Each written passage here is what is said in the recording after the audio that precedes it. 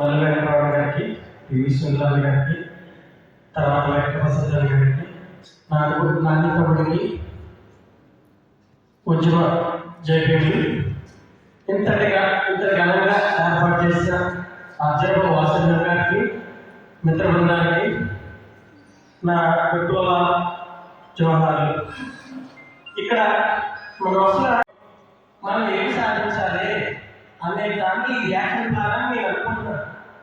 ఈ రాష్ట్రంలో మొట్టమొదటిగా ఈ గవర్నమెంట్ వ్యతిరేకంగా పార్టీ కాదు, ఇప్పుడు జరుగుతున్న అన్యాయం గురించి ఇదే గోదావరి జిల్లా నుండి మొదలుపెట్టి దాన్ని అర్థం చేస్తే రేపు రాబోయే 2029 ఎలక్షన్లో ప్రత్యేకంగా మాలనే వాయిస్కి అర్థం ఉంటుంది.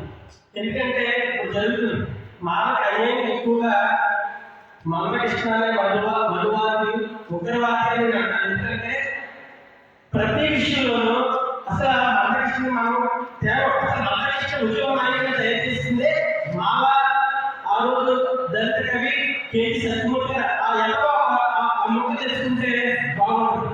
అది అర్థం చేసుకోవడం ఎంఆర్పిఎస్ అంతా ఏదో వేసింది ఏదో చెప్పుకుంటున్నారు. అసలు దయచేసి వేళ ఎక్కువ ఈ సమయంలో తెలియపరుస్తున్నారు. తర్వాత ఈ అసలు మనకి అప్పుడే బాగా అన్యాయం జరుగుతుంది కదా. ఇక్కడ బహుమ ప్రజ్ఞాశాలి అనే వ్యక్తిని ఎన్నుకుంటే ఈ రాష్ట్రానికి దిక్సూచి ఉండాలని నేను కోరుకుంటున్నాను. నెక్స్ట్ ఇప్పుడు ఎలా ఉందంటే ప్రత్యేకంగా మాల పాస్టర్స్ అయితేనేమి, మాల ఉద్యోగస్తులు అయితేనేమి, మాల నాయక ప్రజాప్రతినిధులు అయితేనేమి తప్పక మమ్మల్ని చూస్తుంది.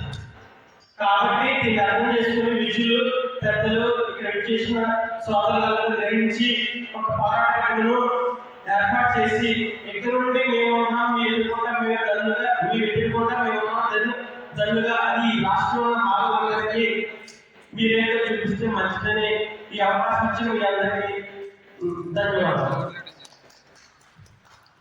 Thank you. పుల్లి వినయ్ కుమార్ మన ఈ కార్యక్రమ నిర్వాహకులు యువనాయకులు.